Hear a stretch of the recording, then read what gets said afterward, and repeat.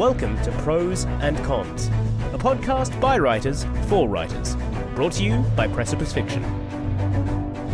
Precipice Fiction would like to acknowledge the people of the Eora and Durag nations as the original custodians and storytellers of the land this podcast was created on. Welcome to Pros and Cons. This is a podcast. This is Podcast. a podcast. Podcast of podcasts. I was so impressed by you just launching into it and like, oh wow, he's going for it. Do you have no? Yeah, that would have been here we good. go again. Welcome to Pros and Cons. This is a podcast by emerging writers for emerging writers, because sometimes we feel like pros and sometimes we feel like absolute cons. Today I am joined by none other than Paddy Boylan. Hello. Oh, hello. I'm a creative writing teacher, technical writer, and writer of fiction. That'll do. That'll do. Oh, and I edit. Sorry. And I edit. And he edits. Please keep talking. And Alex Eldridge. Hey, yes, I am a writer. Let me see. I'm trying to think what I've written specifically. Yeah, I've written a collection of short stories, as well as the Precipice Fiction anthology as well there. And I've written a couple of other books which I haven't published yet, but they are written, technically. They are finished. They're there. And just recently I had a thing published in the big issue short fiction edition, so there's that too. Yeah. And I am Phoenix Raig. I'm the founder of Bent Light Writing, a freelance editing house servicing in all the editing services most authors have come to know and love, as well as putting a focus in authenticity reading as well. And back in the day, little known to most people, I was actually heavy into game development, video game development specifically. I was a computer science major in school, and yeah, game development was my pastime. All the friend group that I rolled with, we were all game developers, and we like talked about games. Everyone was developing their own game. We all went to the Game Developers Conference in California one spring. That was great. Anyway, why am I saying all this? I'm saying this because today we are delving into literature in video games. But anyway, before we go into the topic exactly, if you have any questions about any previous episodes that you've listened to, or any suggestions for any episodes we could maybe do in the future, we do have a contact us button or contact us link down in the description. Feel free to go down there. You can get in touch, send us any queries, questions, anything you might want to throw into the podcast moving forward. Now, that out of the way, we are going to jump into this topic. So just brief overview, some things we're going to be getting into on top of some general questions of like, what's our favorite story in a video game? Why do we like it? That sort of thing. I do want to approach this from, we are writers here. So I do want to look at video games as writing tools. So how does the writer's tool set expand when looking at a game development medium? What certain things do you now have at your disposal that you didn't have before? And how is it different from normal text on paper versus maybe a movie, another visual medium? Like, what are certain things you can exercise that are kind of unique to the genre, as well as just kind of how do those story delivery techniques change when you start with your quote unquote manuscript with a video game? What does that turn into when you then translate it into that game form? How do you communicate your concepts to your player? And how do you how does that story form kind of change?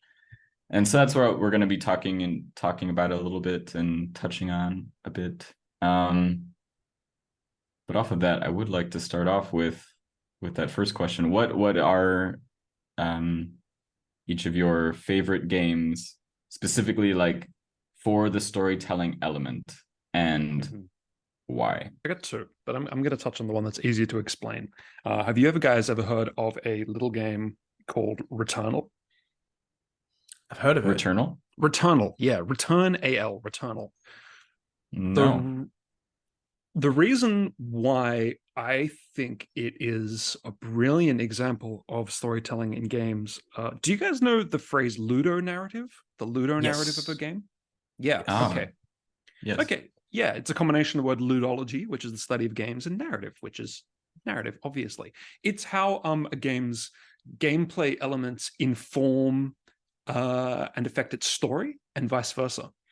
What Returnal does, which is really interesting, and this will kind of give an example of what I mean by ludo narrative, is okay. So in a lot of games, there's a core gameplay loop of you go through a level, then your character dies, and then you start back at the beginning of the level. Right? Really, everyone knows this, even from the days of like Classic. Super Mario, maybe even Pong. If you die in Pong when you don't hit the ball, I don't know what happens. It doesn't really have a narrative. In Returnal, the whole story is built around your character. So first time you play the game, you're in this level, you're like, you don't quite know why you're there or why everything's trying to kill you, but you're struggling through it. It's really tense. And then inevitably you die. And then inevitably you come back to the beginning. But your character is aware that they've died, and the character is aware that they've come back to the beginning. Like they wake up gasping, looking around, being like, what? I should be dead.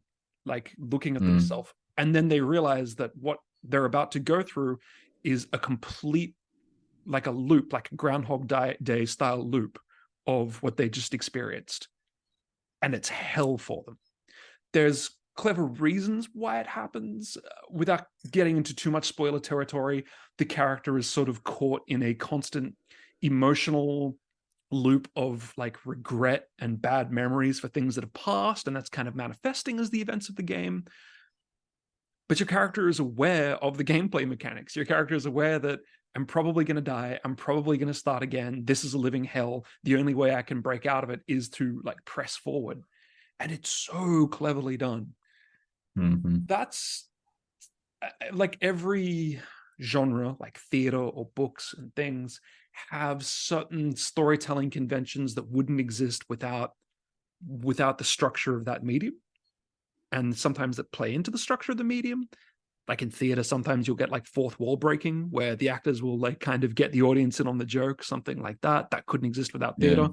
This is something that I think couldn't exist if it wasn't a game. The fact that you've got a character who's aware that they're in a game and tormented by the fact that there's going to be a game over screen and they're going to start again and they're going to have to go through this whole horrible experience. Returnal is brilliant. If you haven't seen any like gameplay footage of anything, I recommend it. It's out there. And the story gets really deep and really clever. That's me, Phoenix. I love that. That's Returnal. I love that. Yeah, Right I really reckon you guys should check it out. It's really, really cool what they've done.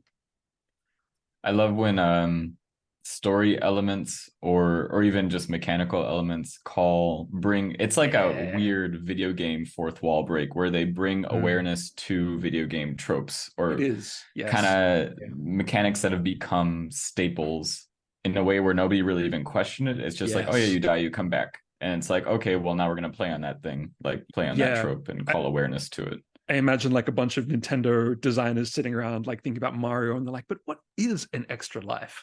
Like, how does Mario conceive of having extra lives? And the interesting conversations that flow out of that. Yeah, I love that sort of stuff as well. Yeah. It gets very, very meta. We're actually going to talk about that a little bit in one of the like story kind of archetype categories I've created for video games. Anyway, Alex, what? So I'm the game. I'm gonna. It's so hard to choose this. I'm gonna say BioShock is a really, really good. It's okay. Everyone's played that, so it's fine. Yeah, I mean you probably know if you've been around. You've probably like it's years old anyway. Yeah. But yeah, again, it gets into that ludo-narrative discourse, or however you want to frame that. The idea is basically you are in a plane crash and you wake up, and you kind of have to swim to this place, and you find that you're in this like abandoned world that's basically this underwater. It's an underwater world essentially. It's like a submarine civilization, and you find out it's been created by this man called Andrew Ryan, and basically. The whole thing's sort of a satire on Ayn Rand's objectivism. Atlas Shrugged. Yeah, well, objectivism in general. Yeah, there's the fountainhead in there as well. But so, and the idea of like, what would science do if it were unbounded by petty morality? That's sort of like that's sort of the idea of it. And yeah, it turns out the world would go to shit. But yeah, so the interesting thing that this game really does, it's look, even without this little portion, it would still be great. It's very atmospheric. It's very spooky. It's a great horror game. But what it actually does is in about maybe the second to last third, maybe halfway through the last third, there's this big reveal where it's essentially revealed to you that this character who was telling you to do things was functionally giving you orders the entire time where you thought you had a choice. And it's playing with this idea in video games that's like, oh, well, we have a choice. We can choose our own actions when most video games are just this straight tunnel. And that's not that concept. The fact that you're funneled through things is not an issue. It's not a bad thing. It's just part of the genre. But again, it's drawing attention to this video game trope. And the reveal, I won't try and do it justice by explaining how it works, but the reveal is immaculate. It's like one of the biggest video game rug pulls of all time, I'd say. So yeah, if you haven't played that, go play it now because it's amazing. Yeah, it's very good. It's really clever how it does that. Like when we play video games, we almost fool ourselves into thinking that, oh, I was the one that decided to go onto level 3 to save the princess, when really there was no other course that could have happened. It's not programmed into the game. And yeah, that Bioshock really like looks right at you, the player, and says like, you didn't have a choice and this is why, and we've baked it into the story. Yeah, really clever. It's so good. I was looking up ludo-narrative just before this. It was actually, the term was invented by a developer of Bioshock to describe some elements in Bioshock. Really? Yeah. Was it Ken Levine? He was the main developer. I don't know. Is Bioshock Ubisoft? It's 2K. Okay, someone from Ubisoft then came up with it to describe something in Bioshock. But yeah, okay. It's Ubisoft, and I don't think they were associated. I know 2K is the primary studio. Yeah. 2K. There was 2K Sydney as well, which was a subsidiary who I think was a part of. I don't know. Like, they're related. I think there might be one other, like a distributor or something. But yeah, I think you're right. 2K is the main driver. Yeah. It always started with that 2K. That's exactly what came to mind. Yeah, it's burnt into my memory. Anyway, well, my favorite game in this regard, Alex, you stole mine. Mine was also Bioshock. I knew someone would say it, so I just had to get in. I was thinking about it as well, but decided. Well, thanks for choosing. Sorry about that, Paddy. No. It's fair play.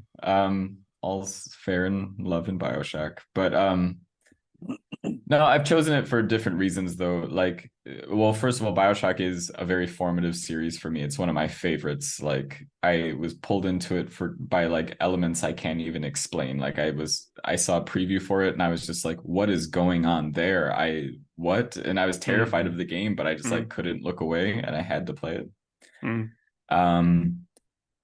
So I'll use this as a segue into my points, and then I'll explain Bioshock a bit through that. So there are a few different ways to tell stories in a game, obviously, or at the very least, there are some high-level approaches different developers will take.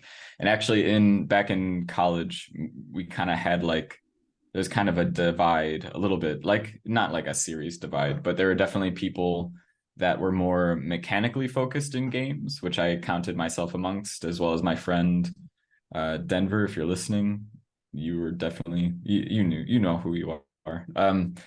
Anyway, we were the mechanical based game developers. We focused more on gameplay mechanics that felt good and just sort of physical elements, physical character interactions, control systems, things like that. Can you define mechanics for us real quick? Because I think everyone here knows what that is, but I could see it being a term that a lot of people haven't heard before. Yeah.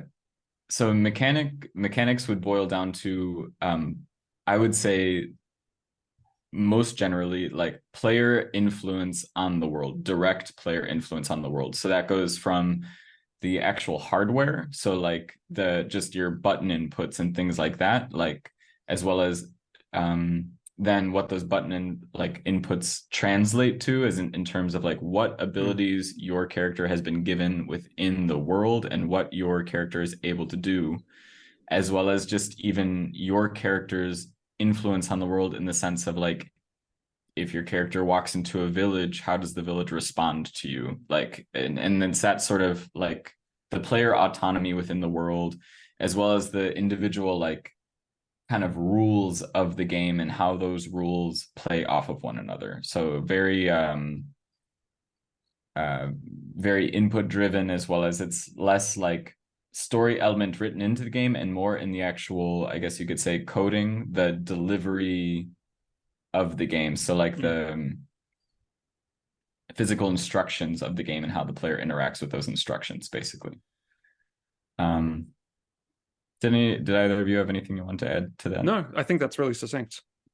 Almost, Okay, cool. almost as if you'd studied this before at a college.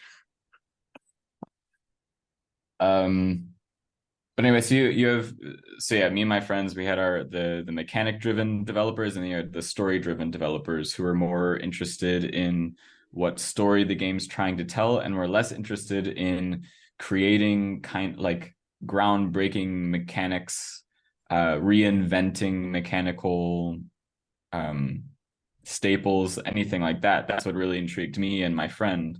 But we had some other friends that were more interested in they'll just put in some basic walking mechanics, some basic jumping mechanics, whatever. The mechanics were fairly standard, but the story they wove around those mechanics was what was more important to them.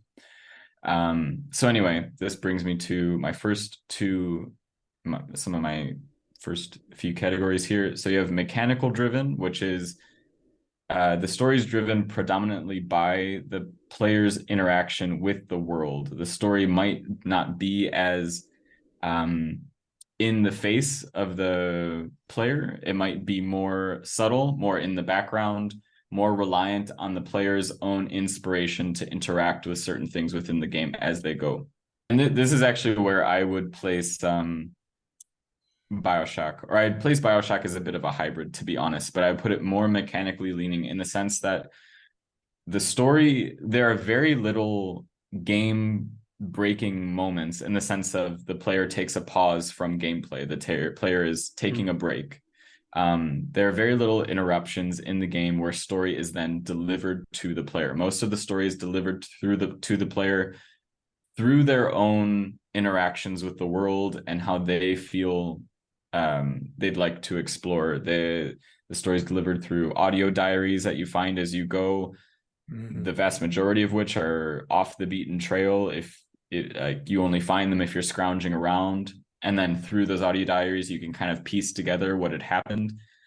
But otherwise you're just kind of walking through the world, and it's up to your interactions. It's up to the player to learn the story. If the player just runs right through the game, you're actually not going to get much story aside from just your passive absorption of the world, as well as maybe like one or two moments where the game actually kind of stops to talk to you.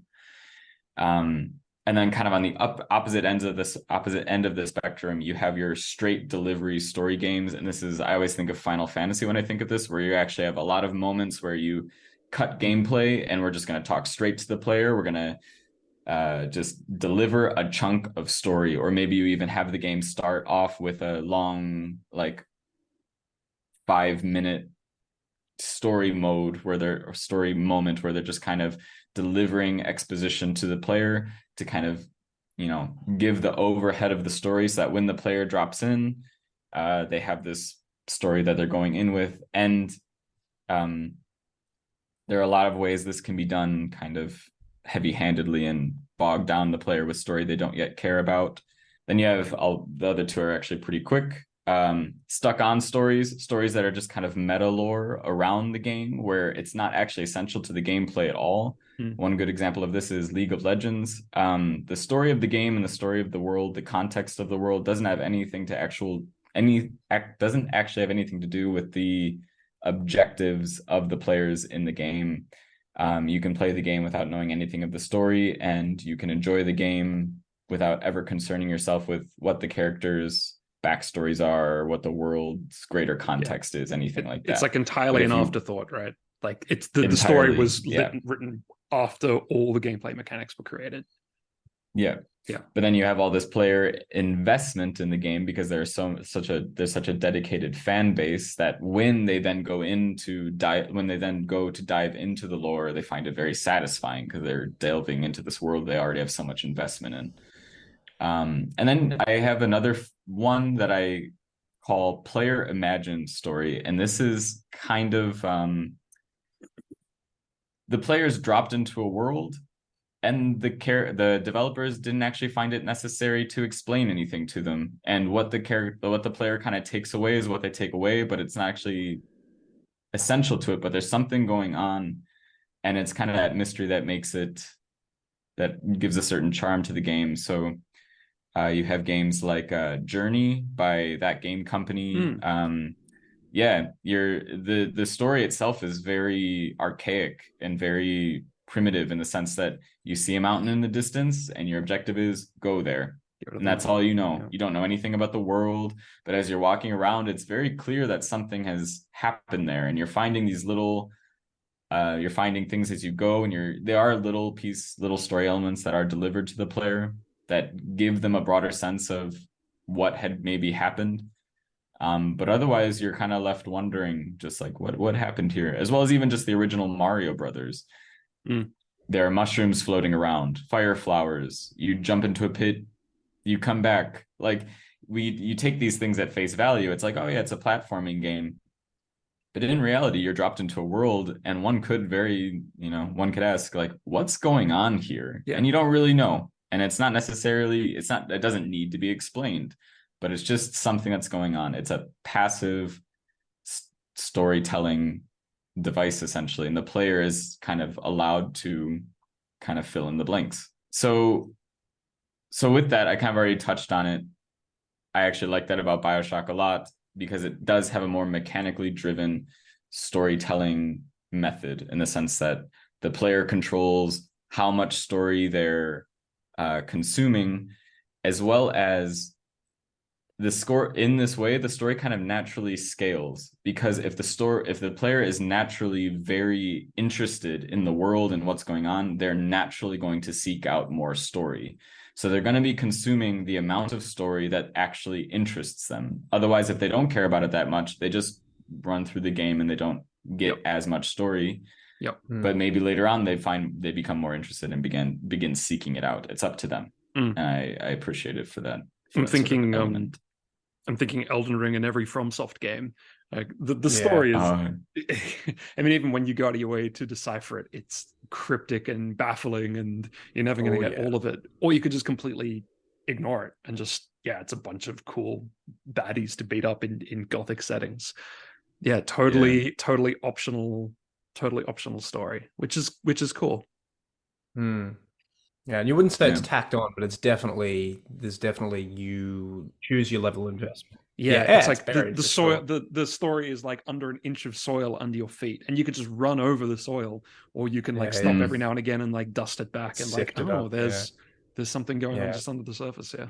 Speaking about Bloodborne, which is a fun FromSoft game, that I think I'm actually playing through Elden Ring now, and from what I can see, because I'm listening to sort of a playthrough at the same time as I do it, just to pick up all the bits, that does that very, very well as well. But what I like about Bloodborne is how kind of wink and nod elliptical it is.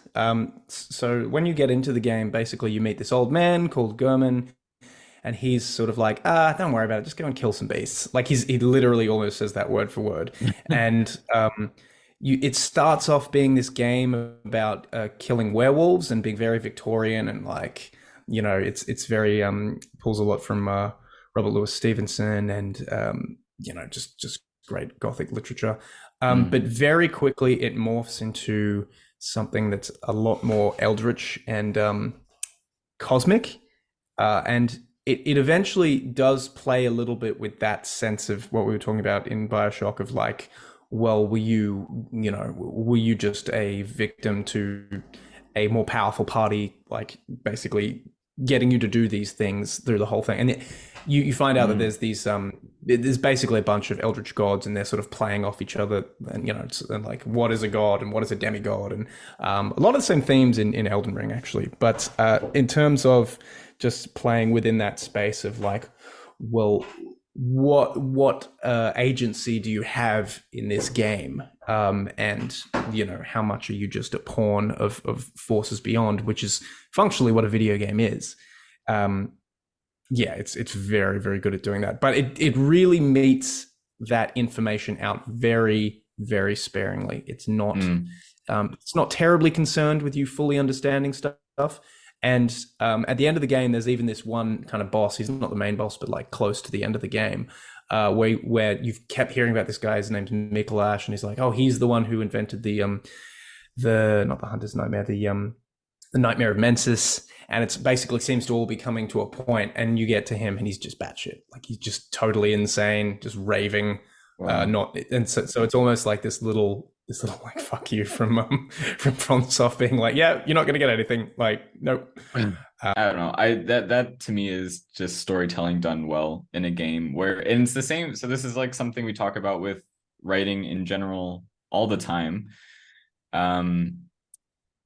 And like, we just recently did an episode on this, and it's showing versus telling, and knowing when to show versus knowing when to tell. And I feel like one thing that games run into, a problem that a lot of game developers run into, is that they go too hard with the telling right up front. And the problem with that is the player just pops in this game. One, they're wanting to play a game. A lot of people don't want to sit around and listen to story straight off the bat. If you're not, unless you're someone who's already bought into the lore of a certain universe that this game is set in, or you've been anticipating this game for a long time, then chances are you're not actually looking to sit into it a lot of stories straight off the bat. And that's not to say you're not interested in the story, because you'll probably know straight away, like, okay, this is a fantasy story, I do want to get swept away a bit.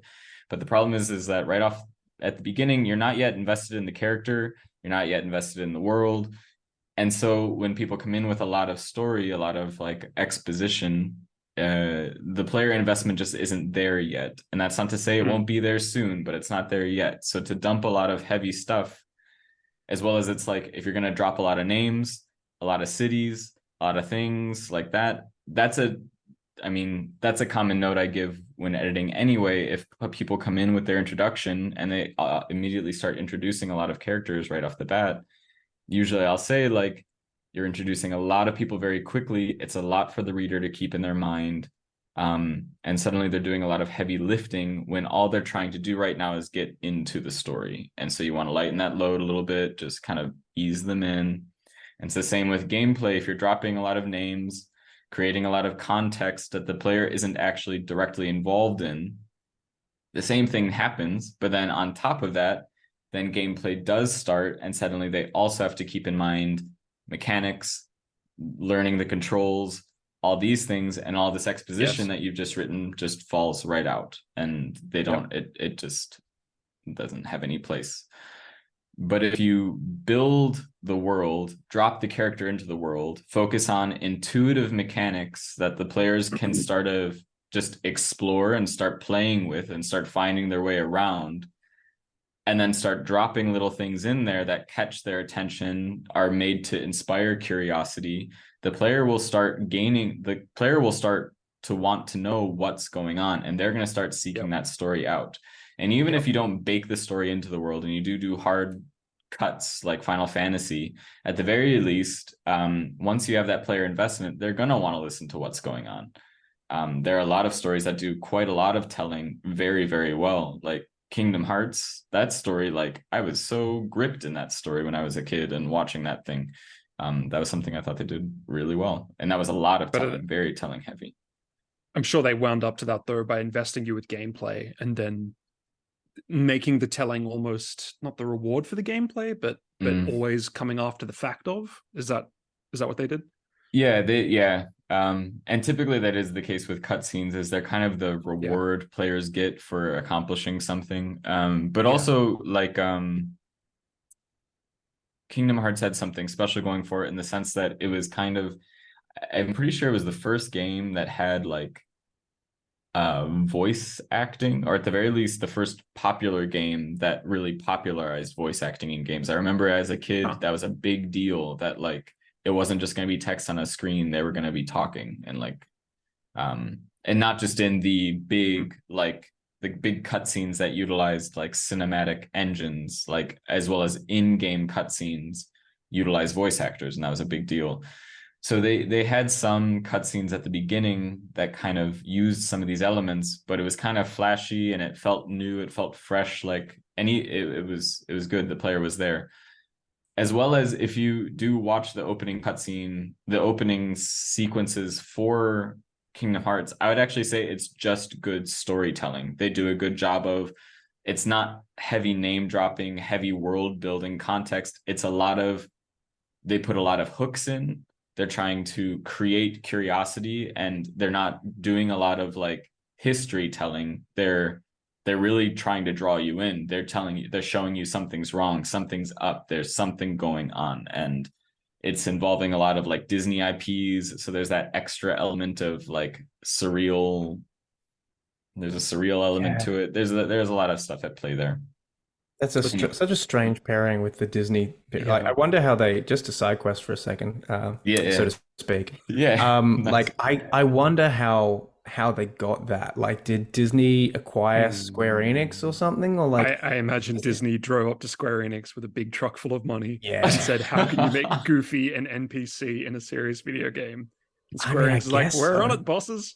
Yeah, just because they're usually so tight-fisted with their IPs that it must have been like Disney driven, because it's so like, and there's no like there's Final Fantasy-ish characters in there, like like the main character I haven't played kind of looks like Titus, and I think doesn't Cloud turn up in there or something? Like Cloud's there's a few of them in there, right? Yeah, Cloud's in there. What's his name? Squall or something from Final Fantasy VIII's in there. Sephiroth's in there. Right. The whole gang. Yeah. Oh, yeah. Everybody's coming together. Yeah. So I kind of already answered this, but just in case you or I gave my answer for this anyway, but I guess thinking of the common note that we give in writing, the whole show don't tell thing, does that mean anything particular to either of you guys in the context of a video game? Yeah, it definitely does. I mean, to an extent, you can argue that against this, I suppose, but I think video games are sort of uniquely positioned to do show don't tell.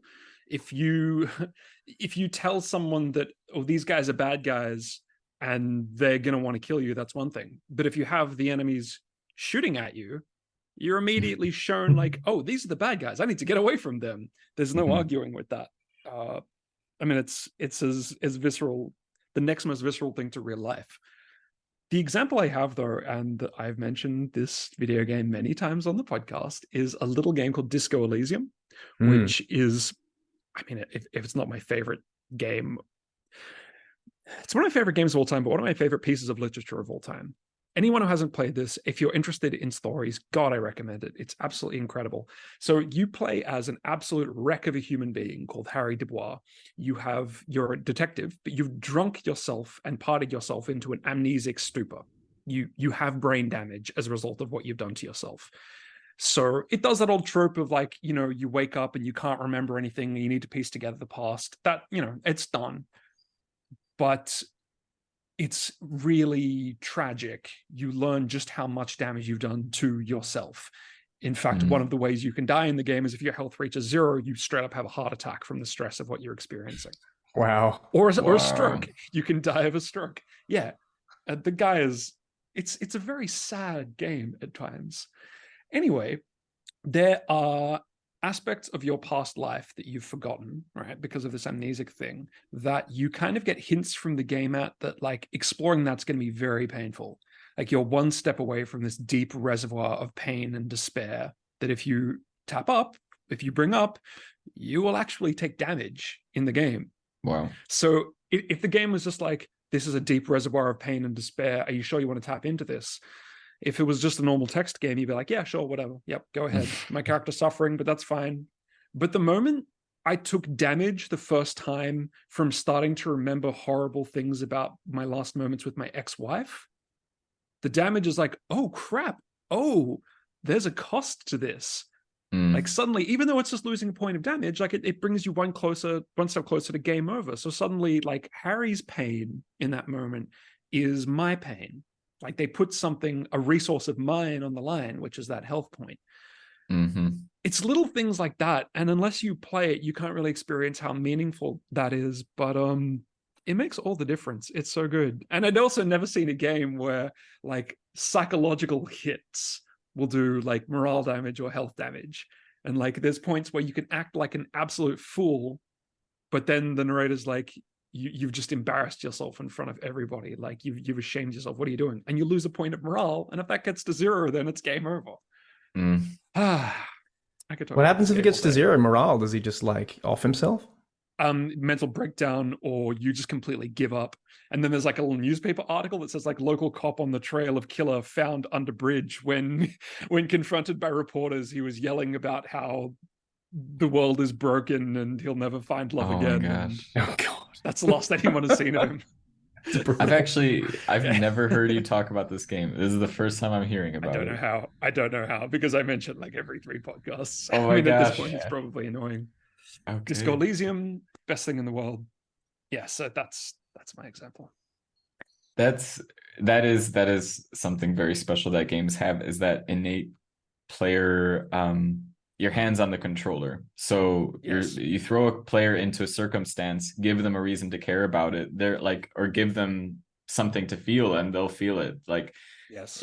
like elicit their engagement, and like you have someone in your story. It's a very powerful tool that games have available to them. And while you're talking about that, I just had memories of like Amnesia: The Dark Descent. Have either of you I played was that? just thinking about that as soon as you said that. Oh my gosh. I And it's couldn't just do it. I couldn't do finish it either. I couldn't do it. Oh my gosh. But just so it's a horror game for it's a yeah, horror you were gonna say, game. sorry. Yes. No, that's fine. But I was just thinking of the first time you see the monster, and it's just like, okay, you know how normally in games you have that whole thing about like they introduce the big bad during some sort of cutscene usually, and you know that you're going to be fine because of story tropes and how it works, because it's like, well, I can't face the big bad right now because it's the beginning of the story, so obviously nothing's going to happen here, whatever. But the way they do the introduction of the monster in that game is, it's like suddenly your character it's very like existential, weirdly existential, that game. And like suddenly your character is like kind of overwhelmed with fear. You know, something's coming, something's in the room, and you get instructions to get into the closet. And suddenly you find yourself fumbling with the controls because the game's not going to put you in the closet for you. You have to like use the mouse to open the door and get yourself in and swing the door closed. And it's very awkward. And you're like, okay, I'm in. And then this thing enters the room, and you're like, the atmosphere changes, and you're like, what's going on? And you like maybe sneak a peek, like use your mouse to like look, and sure enough, there's something in the room with you, and it's not fun to look at this thing. And suddenly you have this feeling of like, it's like the game touches you right on the nerve, and you're just like, oh my God, okay, close the door. And then the thing leaves, and you walk out of the closet, and the game tells you, okay, keep playing. Like, and you're just like, and then you as the player are just like, I don't want to anymore. I don't want to play this. Yeah, I've never stopped watching a movie because it's too scary. I stopped playing Amnesia: The Dark Descent because I didn't want to do it anymore. No. For me, it was the invisible thing. That's oof. Okay, I had a friend that I was playing with some friends. That also was a part that was very scary to them. For some reason, that part did not scare me. I happily did that part because That's interesting. For me, it wasn't scary because it was like, okay, there's splashing. I know where I need to go. I'm just gonna go, and I did it. Like, whatever, it's fine. But the wandering around the giant mansion, not knowing where the thing is, that was too much suspense for me. Anyway, off of this, we're kind of already touching on some of this stuff, but I do want to just quickly run through some tools that games do make use of to kind of get this player investment, ways games can get players and sort of like quote unquote readers into the story that other mediums don't really have in a pretty special way. So there's restriction and abundance. You'll see this in a lot of horror games. So you have restriction of field of view, restriction of resources, restriction of information, whatever it is to put pressure on the player to make them feel like they don't have what they need to succeed, to get them into a survival mentality. And if you already have player investment at this point, because if you drop this too early on, usually they'll get frustrated and quit. But if they're already invested in the game and you slowly dwindle the resources down, unless you have someone that wants the challenge straight away and they go for their super hard mode where resources are not existent from the get-go. Anyway, you slowly dwindle resources and you're slowly pulling the player in, and through this you're naturally building tension.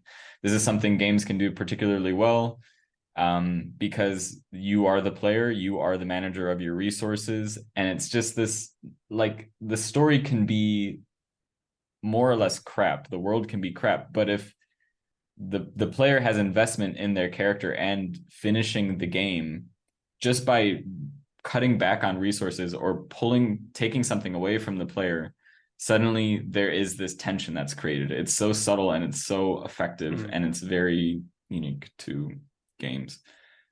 This is one thing from Dungeons and Dragons. I Dungeons and Dragons role play game, for anyone who hasn't played. A bunch of nerds sit together at a table and roll dice, and it simulates a story. One of the best pieces of the dungeon master is a person steering the game. One of the best pieces of dungeon mastering or DMing advice I've ever heard is, if you want the players to really, really care about something, or really, really care in your game, give them something that they really like, a really cool magic sword, or like a spell book with 1,000,000 spells, right? Make them feel how powerful it is, and then take it away from them. And if you have the arch villain take away that thing, the players, before, they might have been like, okay, this guy's, I guess we got to kill him because it's the quest. But suddenly take away a thing and how the arch villain goes like, nope, that's mine now. And they will engage to track down that villain. That's really funny. You won't need to do a thing. You took my toy. Yeah, exactly. Yeah. Take away the thing and they'll care. That's and really this funny. is okay. I'm going to segue right off of this because this paints it very.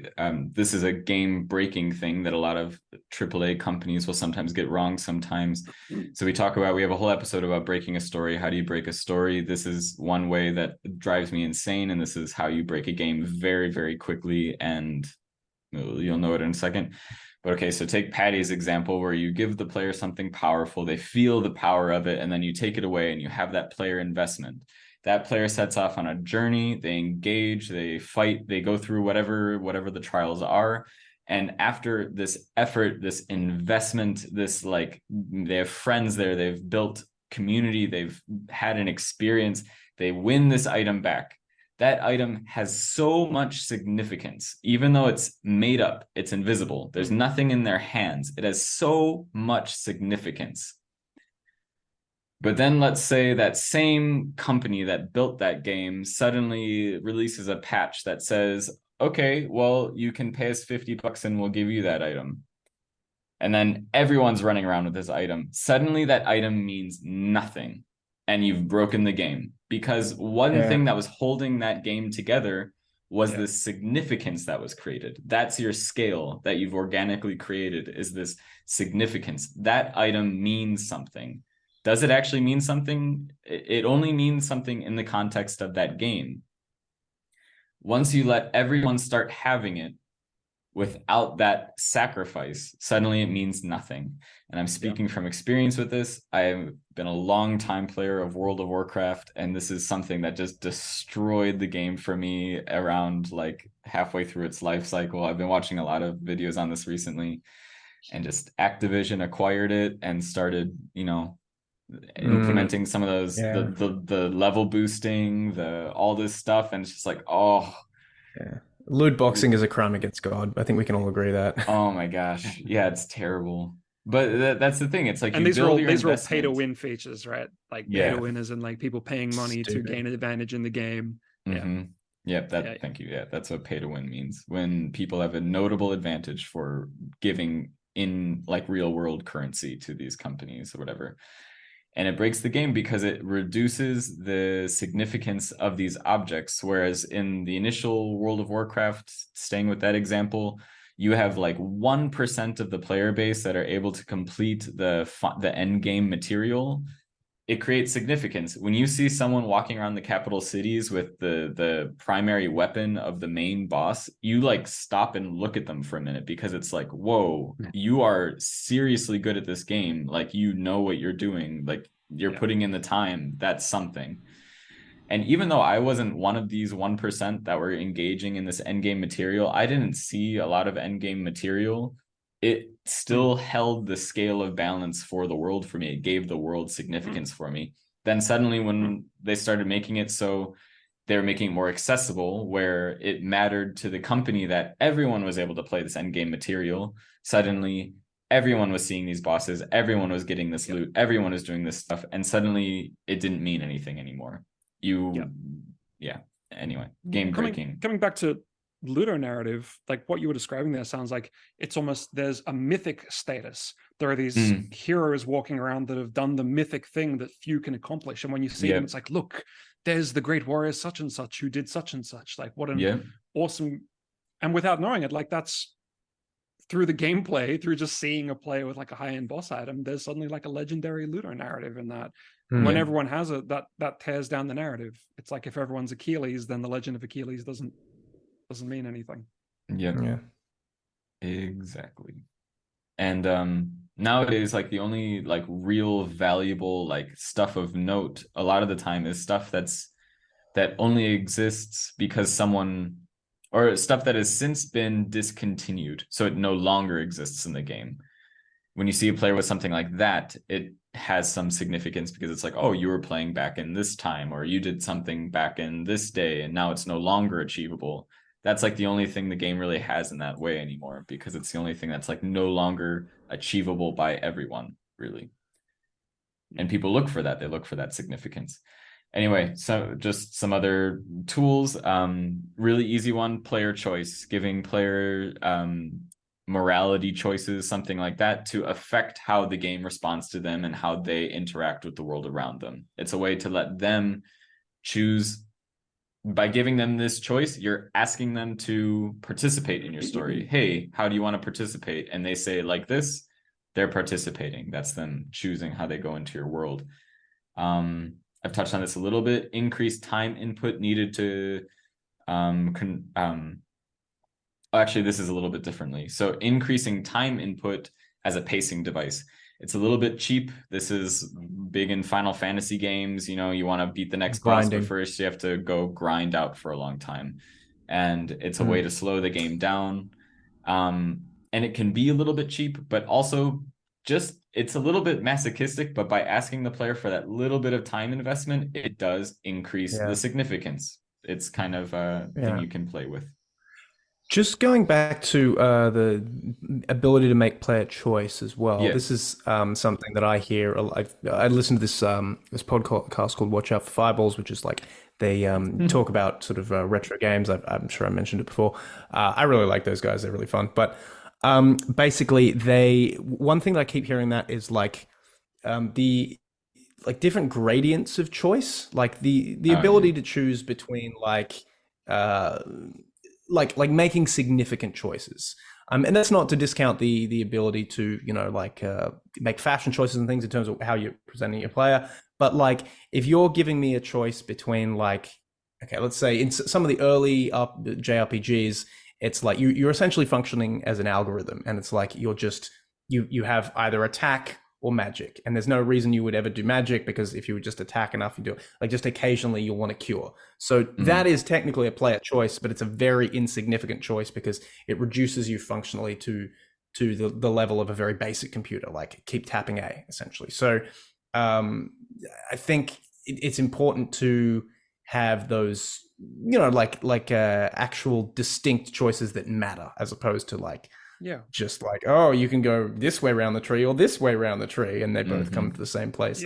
Even just like picking your starter Pokemon, it's pretty like it determines quite a lot of your early game. Like and absolutely. Like early, it lets you choose a bit of identity, lets you choose like what like how's your first gym gonna go? Like you could pick the water type and get through the rock real easy, really. Or whatever. Yeah. So like it was the Myers-Briggs test of our generation. It really profound. was like because something that's really interesting about Pokemon is that like there's this huge amount of like variety in terms of the attacks and things you can do. So like all the way through the game, there are these significant choices about how you can build out your party, you know, and like what's going to function with what and who's going to be able to do that. So yeah, I think that's not a bad analogy actually, Paddy. It's like, you know, I like Scyther because he's got the big blades. Oh, well, I like Hitmonchan because he can punch, you know, like it's like what kind of kid were you? What did you like to do? Like what kind of weird little dude were you into? Like it's but yeah, that constant significant choice, because those choices, you know, if you pick a Rattata and like train that up to like, I don't know, level 30 or something, at some point it's probably going to be outpaced by some stronger Pokemon. So like, yeah, those choices you make at the beginning, but like capturing that first one, that has significance down the road. You're putting a big, again, time investment into it. And yeah. My brother is one of the kids that pulled out a Clefable, and it's like this cute thing, but he'd be the one that just like absolutely destroyed you in ways you didn't understand. And it was like, oh my gosh, okay. Not even fun. Yeah, not even fun. All right, I'm gonna go over here and play with my Charmander because it looks cool. The last tool I have written down here is, we kind of touched on it in a way, but just another flavor of it. It's just the general idea of creating stakes for your players. So what are the consequences of certain actions? If they die, what are the ramifications of that? If they fail an objective, what are the ramifications of that? If they go on a mission and they fail the objective, is there a way for them to do that mission over, or does the game mercilessly just keep going and they have to live with the outcome of that mission? That's something that creates stakes. It creates investment, as well as it creates investment further down the road. In that example of that game I just gave, you know, say a mission doesn't go as planned and they're forced to keep going. If they overcome the odds after being forced to keep going, they have that much more investment in the story because they've overcome their first failure. And it's allowing arcs to organically form. And it's allowing arcs to organically form. And that's something that, like, again, World of Warcraft did very well at its onset, but then they tried to sort of force arcs and started to sort of funnel traffic and really focus on where they wanted people to go, based on like a feedback loop of what was most important, most popular, most blah, blah, blah. And you look at something as like, oh, everyone thinks this epic weapon is awesome. Surely then everyone would love it if everyone had it because they all love this weapon. It's like, no, yes, everyone loves the weapon, but they love the weapon because it means something. If everyone happens, it doesn't mean anything, and suddenly the world is broken. So it's like, it's paying attention to those sorts of things. Yeah, I encountered something actually toward the end of BioShock, where at the beginning of the game, you're scrounging for resources, and that feels like a really important part of it. This is like a dying underwater world. The whole thing is collapsing, and even like a can of anchovies is an important resource. Yeah. But toward the end, I had so much ammunition and resources that I felt untouchable. Suddenly, like the sense of tension, like will I, won't I, went away, and it was just like, of course I will. And then at that point, it felt like, oh yeah, I'm playing a video game. It no longer felt like this engaging story. It's just like, okay, well, you know, more ammunition because fire my gun infinitely, more cans of anchovies, I can just get my health back. Yeah, that power super abundance really hard. kind of broke it for me. It's still great, but. And I think that's a big thing in a lot of video games, because when you think about it, like the number of options the player has to get more items and things, butterfly effects out until by the end of the game, it's like, well, they could have just done the whole thing and not had any, but it's more likely that they, you know, they got all the stuff and maybe they've run around and farmed for like, so but at like the end game, it's really hard to control that, I imagine, unless you just do something where you just take all the resources and, you know. I don't know. It's an interesting dilemma. I don't know what the answer would be. No, me neither. But I agree. It does affect that. And also the fact that the last boss is kind of a wet fart. It was not the strongest part of the game. But one easy way to do that, and it's kind of cheap, but just win the player zones to the next zone. It's just a matter of like making the enemies a little bit more resilient. So suddenly your ammunition doesn't do quite as much damage and you find yourself burning through it a lot more. And you have to kind of go through another round of that scrounging to get back on top, but then you zone to the next one. Flavor of it. Just by kind of like upping some of the base math behind it, like that can happen. It's kind of a cheap way to do it, as a like ideally there's some sort of more engaging story element that's creating some sort of eureka moment, as opposed to just kind of the enemies are harder, but it's one way to do it. A really cool way to play with the death loop aspect of it. If dying takes you to a separate sort of space. Like the Souls games do that all the time. There's this one moment in Bloodborne where like this new enemy comes up and he's really hard. And yeah, again, you get sort of put back down into that low resource pool. And then inevitably he will kill you, and he takes you to this totally different area that you've never seen, and it's really dark and spooky. And you're like, I'm totally lost. I don't know where I am. And later you come back and find it, and you get context for that. And that, like, putting 2 and 2 together is like, oh, this is where I am. I'm going to, like, that's a really, really cool thing. Yeah. It's like the idea of failing forward. I don't know if you guys have heard that, but exactly. like you can fail and be set back, but there's also games where you fail, but you fail, but you're put into a different area, or you fail, but the next time you've got a little something to boost you. It feels good, like you're managing to make progress, even though you might be losing. Yeah. So one other little example that I just think is the most incredible thing around stakes, and maybe you want to look into this stuff because I think it's the coolest thing in the world, but I'm biased. Right now, there's a server in World of Warcraft. I'm coming back to this one just because it's such an interesting example. It's a hardcore server, and what that means is you get 1 player, 1 life. So as soon as you die, you can't resurrect. That character is done. You have to make a new character. So you have people, for those of you that don't know, to level a character to the level cap, if you're playing casually, might take a couple months to do so in the first expansion, or you could do it in a couple of weeks, but that would require basically your whole life for those couple of weeks. So you have people investing all of this time and energy, weeks of their like just straight attention life, to die at the end. That's... It hurts. You feel it. It's a real life. You feel the gravity. But you'll remember it forever, right? But you'll remember it forever. Yes. And the result is any narrow escape, you feel it. Anytime someone runs in, you're about to die, and someone like shoots a heal on you from a distance, you are like indebted to them. You're like, oh my gosh, thank you. And by creating literally save your life. Literally save your life. But by creating that, it's something that game companies sometimes don't understand. It's the masochism, it's the pain that creates the significance that makes the organic, like, epicness of the game. It's what makes it legendary. People are like, I don't know, it's a contradictory thing. People want this pain of dying and feeling it. It's like, yes, actually, some people want that pain. It's not. Some people hate it, sir. It's not true. Like I'll give you a really good example of that specific thing. Like another person in this group, Matan, he like picked up Dark Souls 2, which is, and I keep coming back to this because it's just my favorite series. Like, half of the like 25 to 40-year-old population in the world. Probably not quite that big. But yeah, like he picked up this game, and like at the beginning, that game will just give you nothing, and you'll just die over and over again. And his response to that was, "Oh, you don't want me to play anymore? That's fine. I won't play anymore." And my response to that was like, "So you think you're better than me, huh?" And I just, you almost kind of lean into that masochism, and it's almost like a badge of honor thing. And it's kind of silly, but it's almost this sense of like, oh, well, I can persevere in this and get through it. Yes. And that is almost an incentive to keep doing it. Like if something's interesting enough, if I'm like dying on a specific point, I will literally play something 50 times. I'll just do it over and over and over. And that's a specific kind of person, and it's not necessarily a good quality and not necessarily a bad quality, but it is a quality that games bring out of people, I think. Certain people. Mm-hmm.